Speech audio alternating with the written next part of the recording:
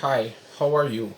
Welcome to Gold Nugget, JAW_success. If this is your first time to the channel, let me welcome you. If you have already subscribed, let me thank you for joining me on this growth path. Now, if you have not yet subscribed, I'm encouraging you to do so, and I'm also encouraging you to turn on your notification so that each time I upload a video, you will get a notification that the video is up and you can begin watching. What I can assure you is that each time I upload a video, there is something in it that if you listen to it, mull on it for a while and put it to practice, you will get better as an individual. I for sure, over the year, yes, it's almost 1 year and 1 month since I have started this channel.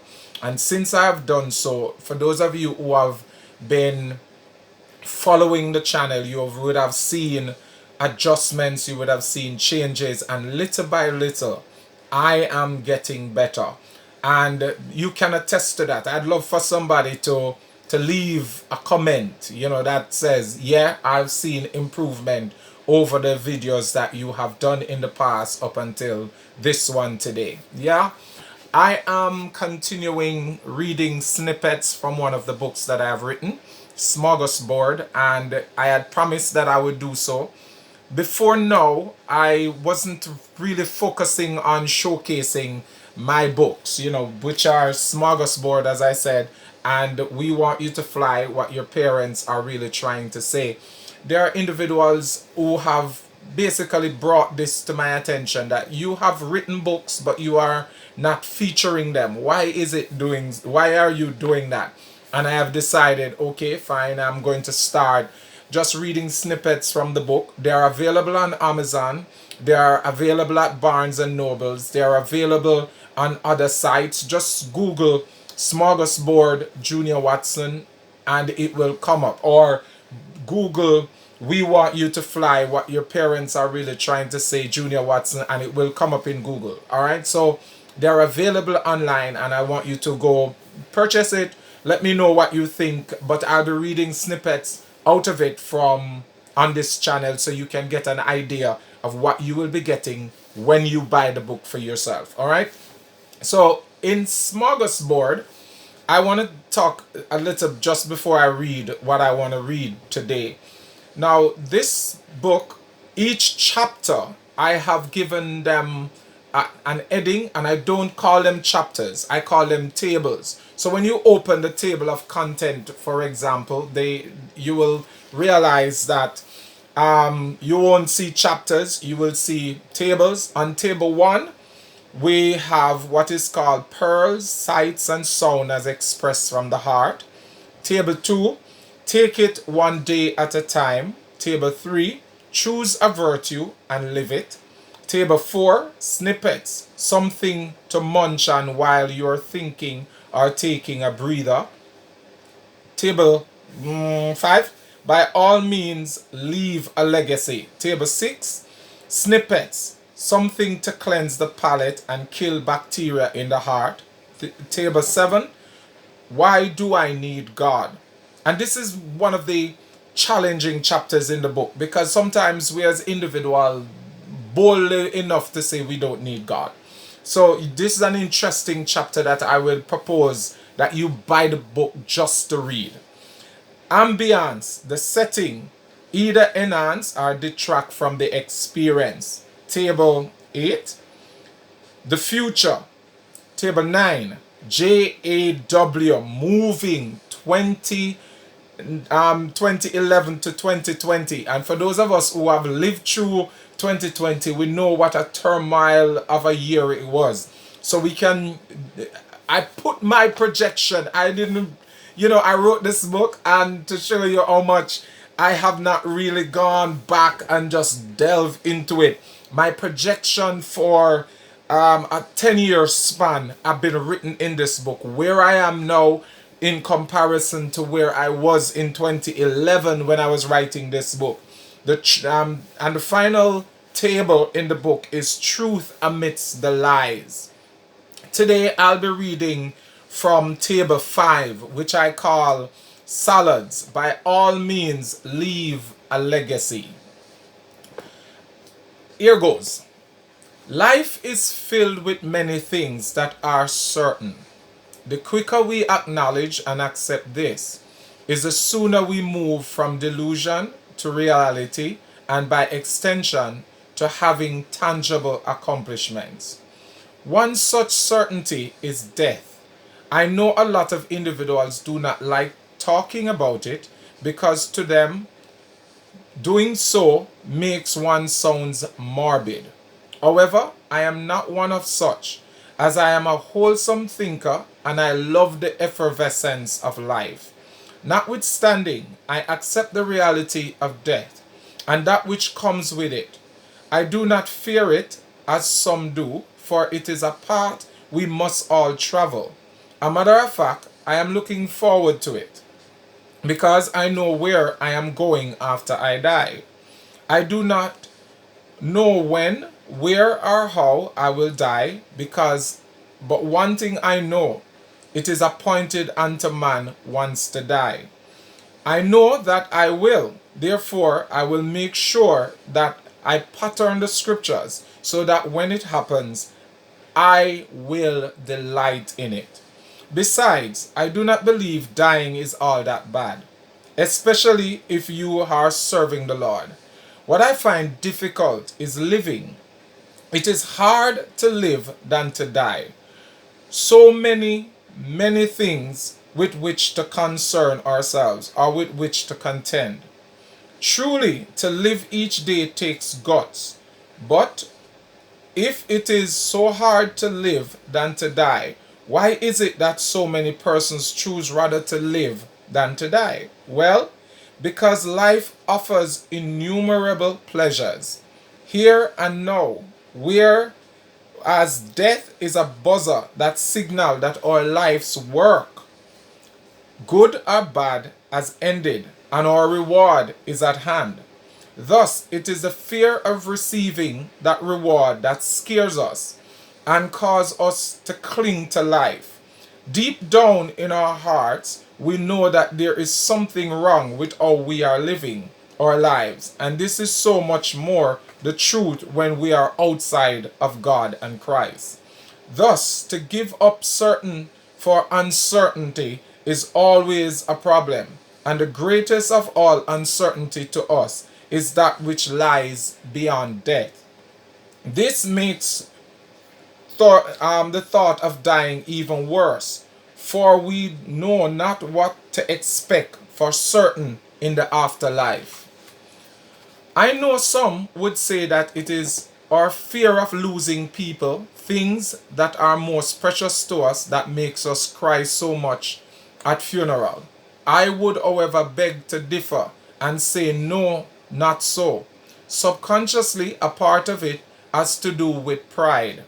We have to show others that we actually cared about the individual. Okay, we love them and they in turn did love us. Another part has to do with we will never get from them what we have always gotten. When our support system is taken away from us, we all fall to pieces. And still yet, a part has to do with us not truly accepting that death is a part of life and that it will come to all men. However, the greatest reason we cry so hard at the graveside is not the fact that we did get more time with our gets to know them more, but our own uncertainty of where exactly they are gone in the afterlife and whether or not we are going to see them again or go to the same place. To put this to rest, yes, we will see them again if they were holy and we are also holy, or if they were godless, we are just following in their footsteps. Then again, who would have a loved one that is going through the pangs of hell in their life and they die and are gone to a better place and cry because they have done so? This would be selfish. Grieving ends, we have hope and accept that just maybe they are gone to a better place. We love you lots, but Jesus love you best. So sleep on and take your rest. When we truly examine our fear of death, our analysis comes down to our uncertainty of whether our backs. I missed the part. Let me read that again.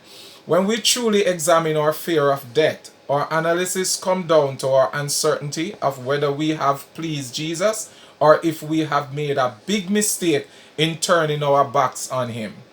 Even when we classify ourselves as atheists, or given ourselves just cause to believe that there is nothing that exists after death, we still have this great uncertainty of whether or not we are accurate.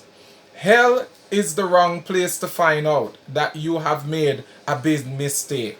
And somehow we know, and this is why we fear death so much. Any individual that is convinced that there is more to gain after death will not be afraid to become a martyr. The long and short of it all is that none of us will work after death, as we all will be enjoying the fruit of our reward. Note, I said reward, because we are not working for any pay after this life. A matter of fact, we can never work for what we will be getting after we are dead. Apples compare to oranges, Watson. The temporal state cannot measure up to the eternal state. Thus, what we are getting after we breathe our final breath is a reward. However, what determines the quality of the reward, heaven or hell, is how well we live our lives before we die. Therefore, we cannot live any and anyhow or ignore the quality of our lives here on earth and still think that eternity owes us a favor. Just one warning though. My use of the word enjoy is deceptive, for nobody will enjoy hell. That is why from now we have to learn to leave a legacy that said, and I add a line here for you to fill in the blank. So Will said, blank, in the blank space write your name, run well. To run well, however, means that we have left a part of our spirit with those we are leaving behind. To do so, there are some specific things that we must know and accept. I will just read the first one for this nugget. First of all, the individual who will leave a legacy is an individual that is into preservation and not competition or the erection of an idol. They seek to preserve life by thinking of others over and above themselves. They are not selfish, and if they have a spirit of pride, it is pride in the fact that their life has meaning. They see things that must be changed, but they also see with an eagle eye that which must also remain, and are able to stand up for both. They are not blinded by the popular opinion. A matter of fact, the popular status quo tends to annoy them. If you do not believe me, look at Shakespeare, Gandhi, Abraham Lincoln, and the plethora of other individuals who went against the norm. If you read their writing concerning the atmosphere of their time, you will see that either they wrote about it in condemningly, poke holes at it in their plays, or the worst extent of all, they go up against it and done so at the loss of their lives. They may have died going up against the practice of their day, but history holds them as men and women that were before their time. They are heroes, heroines. So all, by all means, die for a greater cause. This is J.A.W. reading synopsis of his book, Smorgasbord. It's on Amazon. It's on Barnes and Nobles, as I said before. Just go buy it, read, and let me know. There are other parts that I will read synopsis from in the future. For now, I am saying to you, by all means necessary, create a way out. Find a way to be blessed. God bless you. Bye.